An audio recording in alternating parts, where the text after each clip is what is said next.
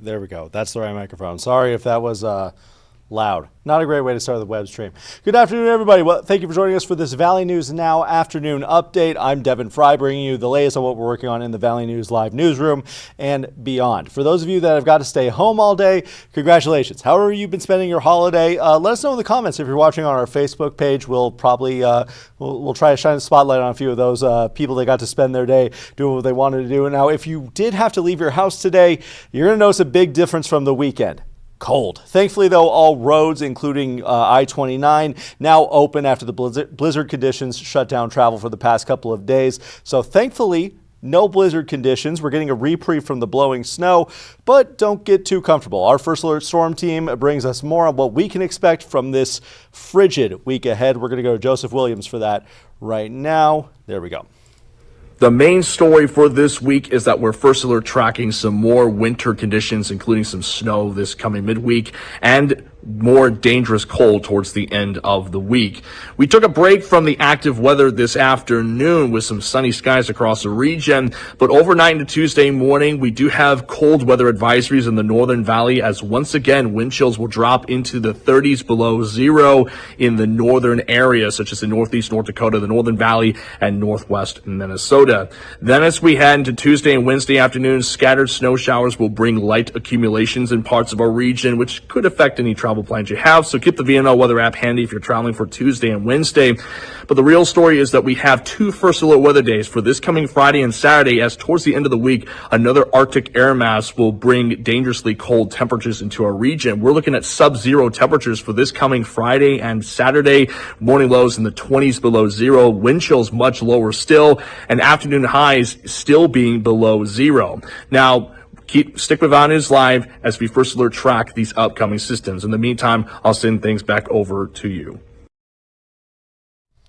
Thank you so much, Joseph. You heard the man. Sub-zero, I believe he called it dangerous temperatures up ahead here. So those First Alert weather days now prepared for Friday and Saturday. Make sure you have your VNL weather app handy. We're, of course, going to keep you updated through this on Valley News Now as well. So be sure to stay tuned.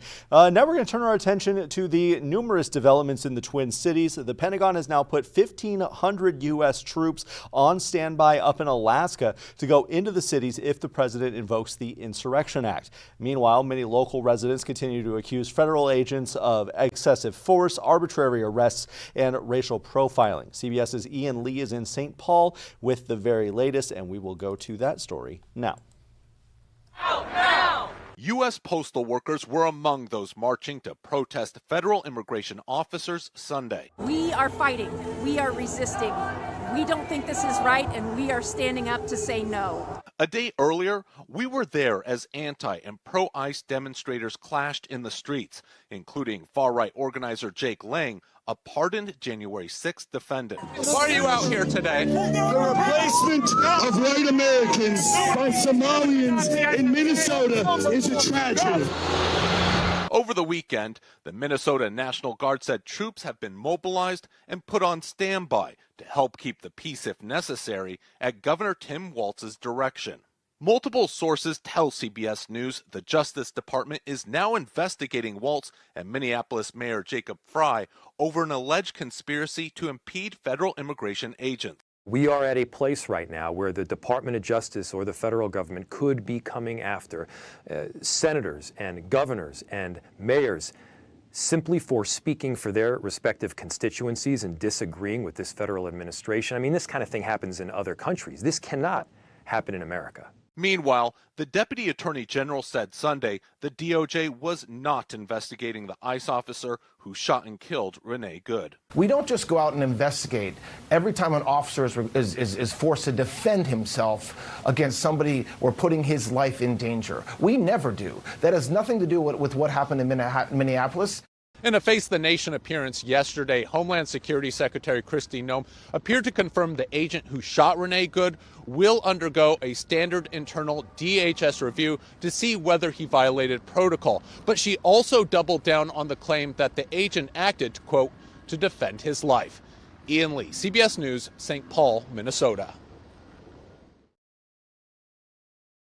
Thank you for that, Ian. Still no sign of things slowing down in the Twin Cities. We're going to keep you posted on those developments as they continue here on Valley News Live. Now let's go ahead and move a little bit more local here to Fargo. A key hearing is now set tomorrow in the case of a man accused in a deadly South Fargo shooting. Attorneys for Ciandre Douglas have filed a motion to separate his charges. Douglas is accused in the August 3rd killing of 20-year-old Elijah Hughes. Investigators also connect him to 2 earlier shooting incidents in Fargo.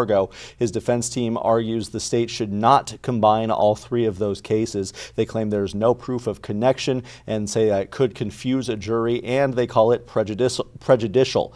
Douglas faces a total of 12 counts, including murder, attempted murder, and aggravated assault. The defense is asking for 3 separate trials in those cases.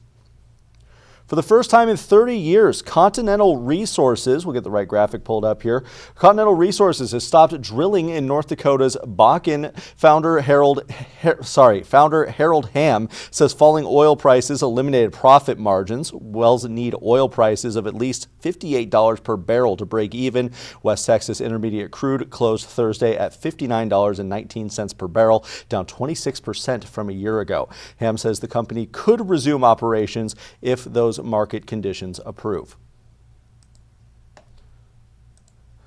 Another topic that keeps coming up here, the Kilbourne Group says its convention center plan would add on to the Fargo Civic Center. We have some video here, obviously some file video, not as much snow in this video. The proposal includes 85,000 square feet with a ballroom, kitchen, and exhibition spaces. President Mike Allmendinger says reusing 2/3 of the existing Civic Center solves the budget challenges. The plan does not add parking. Allmendinger does say that there are plenty of options downtown for parking already. Other sites under construction include areas near Brewhalla, the Fargo Dome. Under consideration include areas near Brewhalla, the Fargo Dome, and Shields Arena. The project will be funded with a 3% lodging tax voters approved in November of 2024. Another campaign announcement today. Trygve Hammer is making another run for North Dakota's U.S. House seat. The Velva native announced his candidacy today. It's his second campaign after an unsuccessful bid in 2024. Hammer's a retired Marine, former educator, and political columnist. He says North Dakotans need stronger representation in Washington. He said that in his release earlier today. Hammer is scheduled to speak tonight at the Martin Luther King Jr. Day celebration in Minot.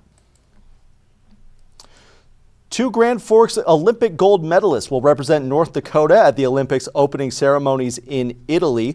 2 big names here for our hockey fans out here. President Donald Trump selected Jocelyn Lamoureux-Davidson and Monique Lamoureux-Morando for the presidential delegation. The twins were part of the U.S. ice hockey team that won Olympic gold in 2018. They also won 6 world championships and 2 Olympic silver medals. Both have retired from hockey and are the recipients of the Theodore Roosevelt Rough Rider Award. Now on to our digital exclusive for tonight. Today is Martin Luther King Jr. Day, a federal holiday honoring the civil rights leader. But for the first time in 20 years, the city of Fargo is not hosting its annual MLK Day celebration. The decision came after months of discussion tied to the city's 2026 budget realignment. Selah Jacoway is bringing us this story tonight and is joined by Duke Schindler with more details. Schindler here with our digital exclusive. We have Selah Jacoway, one of our Valley News Live reporters, in today talking a little bit about MLK Day and the stops you made here at Concordia. So just tell me a little bit more about where you were today and what happened there, Selah. Yeah, so this morning I had the opportunity to visit Concordia, where the Knutson Center will be hosting its annual MLK Day celebration. This is one of the most anticipated MLK celebrations here in the city. I had the opportunity to attend last year. There's a lot of great educational opportunities to really learn about MLK's legacy, what he's done to really contribute to, a more equitable society and ways that we can continue to live out his dreams and visions. Right. And then, while you were there at the story and learning about all these things, what are some things that really stuck out to you about what they're doing for MLK Day? I think one of like the biggest things that, they're talking about, there's a quote that says an injustice anywhere is a threat to justice everywhere, correct? And so I think this year they're really focusing and panning on, how do we make sure that we create a more just society for all? Mm-hmm. We are currently in a climate where many people do feel as if there's a lot of injustices going around, whether that's globally, nationally, even within the state of Minnesota. So it's keeping that conversation going. And I think Concordia right now, they're panning that focus, especially with the cultural relevancy of where we're at today. And I saw as well that this is the first time in 20 years that things are going to be a little different. So just expand on that and what that means. Yeah, so Concordia, they are doing their own separate thing, but the city of Fargo, they would host an annual MLK celebration. This year, that will not be taking place, and that is due to some budget realignment, and they have some different focuses that they wanted to focus on. The MLK budget just wasn't in for that. Outside of not only MLK being canceled this year, Juneteenth, which comes up in the month of June, that won't also be a programming that will take place funded by the city of Fargo. And also there's a few boards or volunteer boards that are under review as well. That includes the Human Rights Commission, Arts and Culture, and Native American Commission as well. So there is a lot of changes when it comes to some of the cultural programming that we've seen here in the city of Fargo. Wonderful. Well, Selah, thank you very much for joining us today. You can catch Selah's story coming up tonight on our later show, so make sure you tune in. The story ran earlier this morning, but if you did miss that, don't worry. We got you covered in the later shows here on Valley News Live. Selah, thank you very much for joining us. Thanks, Duke. Again, that is coming up tonight on Valley News Live. Our show schedule is a little different because of the NBA games happening all day today, so just be aware of any programming changes moving forward. We will have our 6 o'clock show here digitally on Valley News Now, so be sure to stay tuned. Jessica Bringy going to be anchoring that one, a member of our Valley News Now team. Going to be a good show. You're going to want to go ahead and tune into that one. Now, we are about 15 minutes from what would be Valley News Live at 4, but that one's not happening today because of the basketball games. So let's just go ahead and go right into the road conditions and what we can expect as we make our way out the door, or if you're getting ready to go out for the first time because you got to spend a nice day off, relaxing at home. Here's what you can expect. As you can see at the bottom corner here, 4 degrees in Fargo currently, but the best news of the day, green all across the board, maybe some scattered ice out in the Bismarck area and up in our northern viewing area, but overall, way better than what we experienced over the weekend. Let's take a look at the Minnesota side, mainly so we can see these traffic cameras. Obviously, Maine looking nice. The roadways, very impressed with how well they clean those off. Here is some interstate interchanges here, right, and let's take a look at the interstate itself. There we go, looking nice out there. So that's what you can expect on your way out the door, which is to say, not a whole lot. I like when I get to say that sometimes. Sometimes that's nice. That's going to about do it for this Valley News Now digital update for this afternoon. We'll see you tomorrow at 3:30. And again, show schedule, little different today. Valley News Live at 6, going to be exclusively streaming. We will be on the air at 5:30 and 6:30. Those shows will be normal. The 6 o'clock show is going to be streaming right here on Valley News Now with Jessica Bringy, so go ahead and stay tuned. But for now, for your Valley News Now digital update, I'm Devin Fry.